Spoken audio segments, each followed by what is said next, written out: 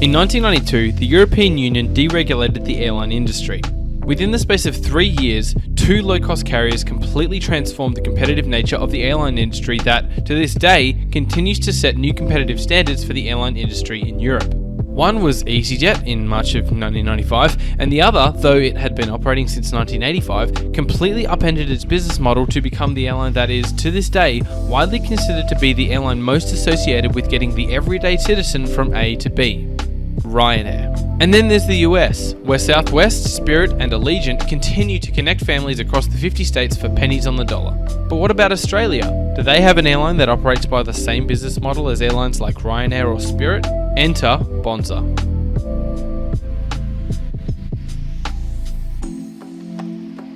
An ultra-low-cost carrier, ULCC, is a type of airline that operates with a business model of offering basic air travel at the lowest possible cost.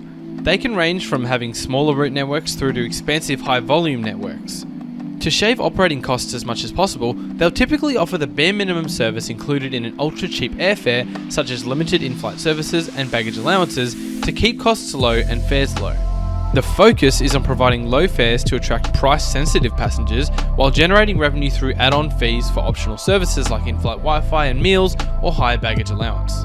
Full-service carriers, on the other hand, offer a more comprehensive and traditional level of service, including in-flight meals, entertainment, high baggage allowances, and more comfort on board, even in economy. They generally charge higher fares to cover the costs of these added services, which to a large portion of the world means that they cannot afford to travel on these airlines. This is the main distinction between ultra-low cost and full service. And to a lot of full-service carriers, the passengers flying with ultra-low cost carriers are people who could never afford to pay or did not consider it worth paying for a full-service ticket, meaning that these are customers that almost exist within a separate market to the people they typically promote their services to. And this is why an ultra-low cost business model has been so successful for airlines like Southwest or Ryanair, because they're really not competing at all with the likes of airlines like American, Qantas or British Airways.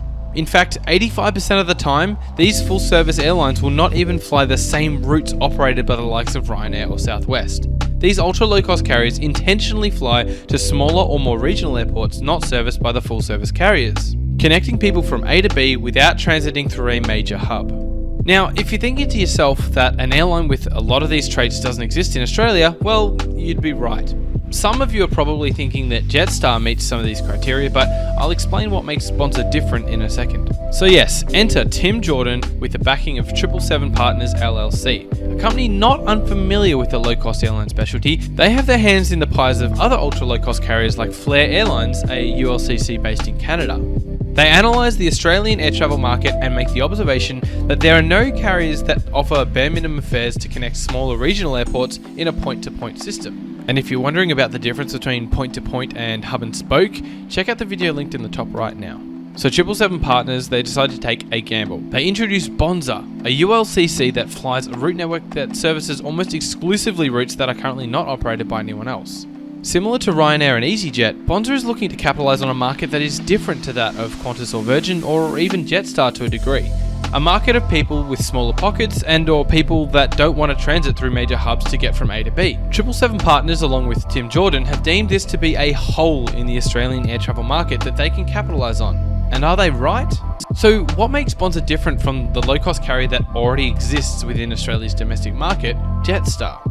It's the simple fact that Jetstar does not fly on 85% of the point-to-point routes that Bonza fly on. Airlines often find themselves in competition with each other when flying the exact same routes, or even when connecting two routes through an airline hub. Because Bonza is, for the most part, avoiding the hub and spoke strategy, its so-called competition with other major Australian players lies in whether they end up snatching market share with a point-to-point service from other carriers that only connect the two destinations through a transit hub like Sydney, Brisbane or Melbourne. There's also the fact that many ULCCs only operate a single aircraft type. With Ryanair and Southwest, that is the 737 across multiple variants. With Bonza, this will be the same. Whereas with Jetstar, they operate the A320-21 family alongside the Boeing 787 for their long-haul international flying. So in essence, the only true similarity between Jetstar and Bonza is the low-cost fare model, where the only thing a bare-bones fare gives the customer is a seat aboard the flight. Everything else will cost extra.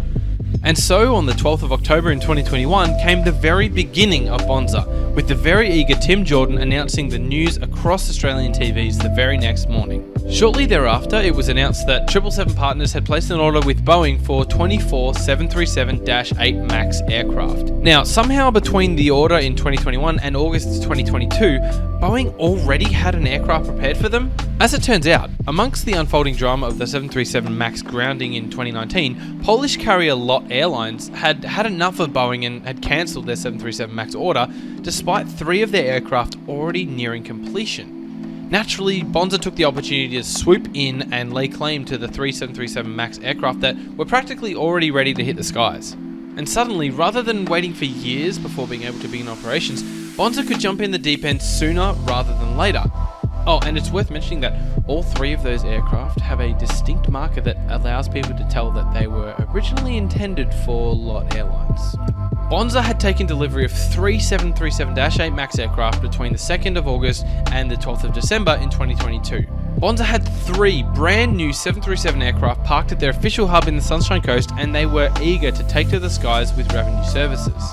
But then came along CASA, Australia's Civil Aviation Authority, who notably pointed out that Bonza had some work to do to prove that their operations would be safe and well-oiled before opening the doors to paying customers. As it would happen, CASA were so thorough that it took them until the 12th of January 2023 to finally grant Bonza their air operator certificate.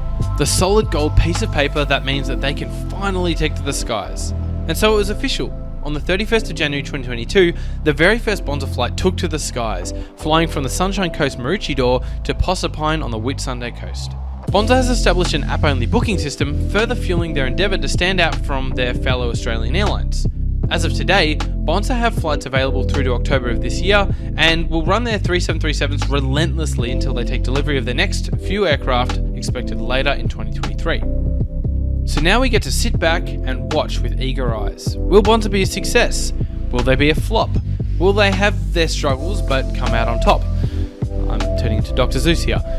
Here's what I think the next 2 to 3 years will look like. Bonza will definitely test their route map using the data that they've analysed prior to beginning operations.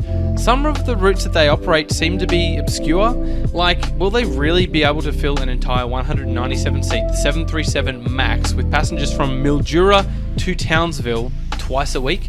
It's bold, but they wouldn't be jumping in the deep end without having researched the load factors on these routes thoroughly. They clearly see potential here.